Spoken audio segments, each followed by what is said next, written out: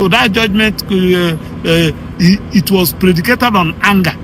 It just Nnamdi Kanu has insulted me. I will show him that I'm a judge. That's all. So Nnamdi Kanu's sentence is a distraction because there's no way he would have walked out of that case freely. Igbo leaders and all Igbo rich men, you guys, because of money or because what you are benefiting the government or what you're going to benefit, you guys kept quiet and they jailed your brother. MAZI Nnamdi Kanu has been sent to life imprisonment. Why? Because he was raising an alarm about the terrorism, about the fulanization of this country called Nigeria. So in this particular video right now, yesterday, the 20th day of November 2025 has been a very sad one in Nigeria, especially to our Igbo brothers, you know, because the High Court sitting in Abuja don't finally pass judgment on Nnamdi Kanu, you know, and Nnamdi Kanu was actually sentenced to life imprisonment yesterday, and a lot of Nigerians right now, the likes of Very Dark Man, don't actually come out to react and to talk about it. So one of Nnamdi lawyer talking about Maxwell, okpara, they also come out to assure Nigeria that they are going to challenge,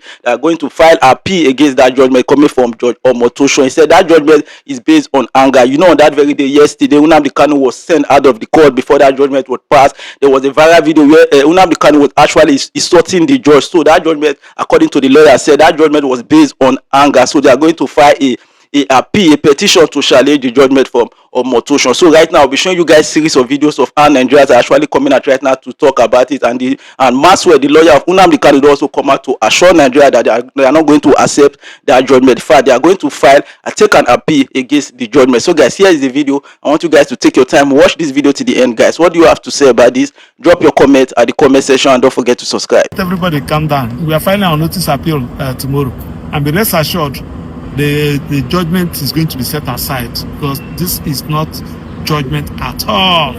If you are doubting me, I will get the cities of the judgment tomorrow. I will give it to you and the record of proceedings. You will now discover that the judge left what issues that we raise. He left everything that we are talking about and be writing another thing. So that judgment, it was predicated on anger.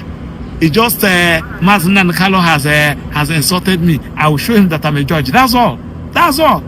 It's not predicated on law at all. A matter that was not investigated. The judge, you rejected the statement of Nnamdi Kanu, the DSS wanted to tender. Now, if a matter that was not investigated, there was no statement, there was no investigation report, on what basis are you giving judgment? Issues of the whole Nnamdi Kanu, you did not even address it. You are talking about bombing Britain, British High Commission, bombing American Embassy. All those things doesn't make sense at all. We are filing our appeal tomorrow. We are going to set it aside. Let everybody calm down. Thank you and God bless you. So MAZI Nnamdi Kanu's sentence is a distraction because there's no way he would have walked out of that case freely. Unless if you're a delusional person that you would have thought that they'll just let Nnamdi Kanu go. So just take your mind off it. But for now, as I'm talking to you, it is a distraction from the insecurity and the terrorist attack that is happening in Nigeria as we speak. And I'll tell you that for free.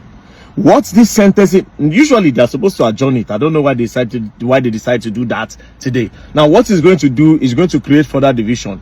You see, for the past few days, Hausa, Igbo, Yoruba, we are condemning the church, the terrorist attack in CAC church that happened in Kwara State. Everybody joined head, they criticize her. The abduction of the girls in KB State, everybody joined head, they criticize them. But now, what this Nnamdi Kanu thing would do, just the watch, because I've already started seeing people starting to say, oh, that now Yoruba people be the judge, you know, that Yoruba Igbo, they don't already start that one. Just leave it, I promise you, just ignore everything. President Bola Ahmed Tinubu, where are the girls? No suppose better for all the Igbo leaders. All the Igbo leaders and all Igbo rich men. You guys, because of money, or because what you are benefiting the government, or what you're going to benefit, you guys kept quiet and they jailed your brother. They jailed Nnamdi Kanu in your face. I spit on your face. Pwah! Smelling people, useless people. Because some of you want to retain power, you kept quiet. You were saying that whether you said Nnamdi Kanu is a terrorist, you guys, you know I'm smiling. I'm smiling deep beside me. I'm crying because it's a big shame to the Igbos. A big shame. Look at what is happening in the north today. This guy Gumi, look at what he's doing. He's representing his people. He called the terrorists his brothers. He said they are going to negotiate, but they're going to pay so much money so they can drop the arms. He said the Fulani are not going to school. They need to go to school. You know, people that are clean people, you know, he's calling them his brother, and nobody's doing anything. Kanu has been sentenced to life imprisonment without the option of fine by the Nigerian judiciary system today. The same judiciary system also sentenced the leader of IPOB group yesterday for 20 years behind bars. This is a well-recognized, well-pronounced IPOB group. This is a T group that have fired thousands of people. Their leaders got 20 years behind bars.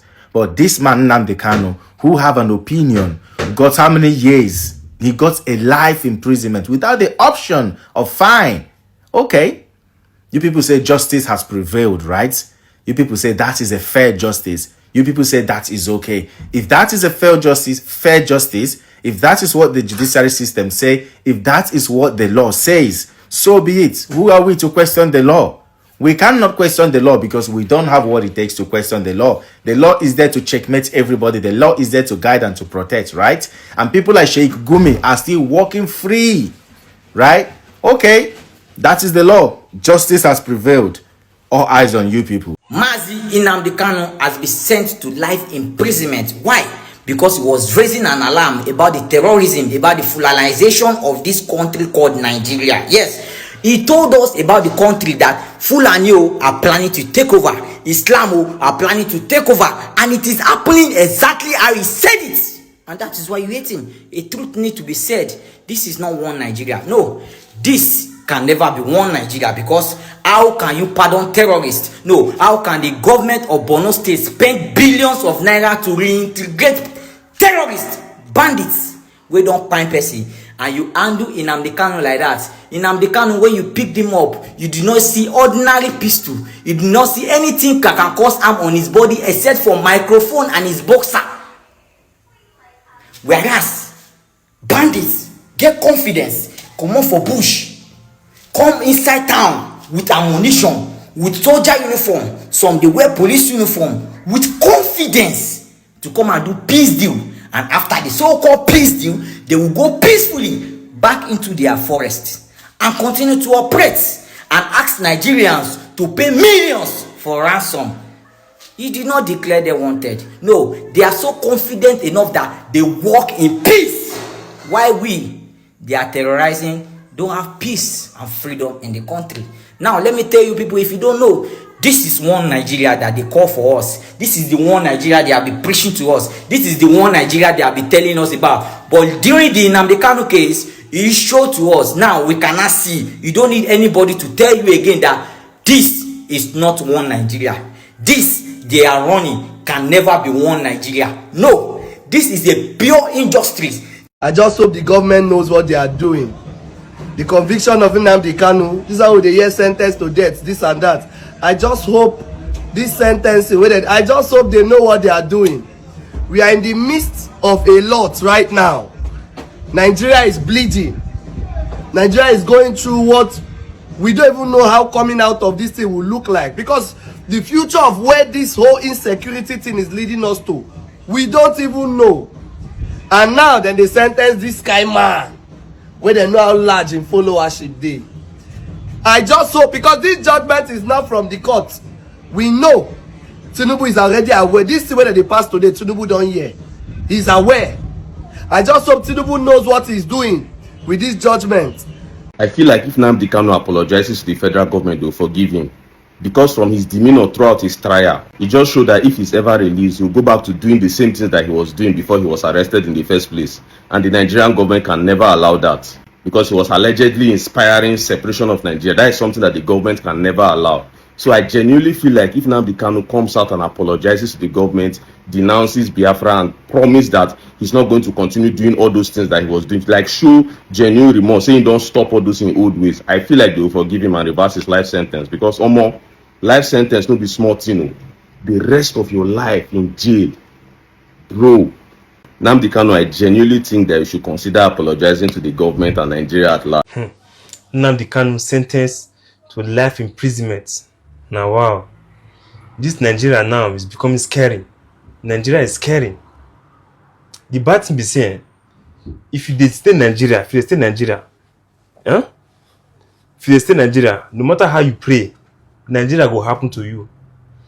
If all of us keep quiet, they allow this government, they allow all these things, they happen. One day, Nigeria must happen to you. And it will happen to me. As far as you're in Nigeria, you did that in Nigeria must happen to you. You rich, you poor, Nigeria must happen to you. It's high time we all come together. Better we come together and fight this government. If not, no escape. Nobody's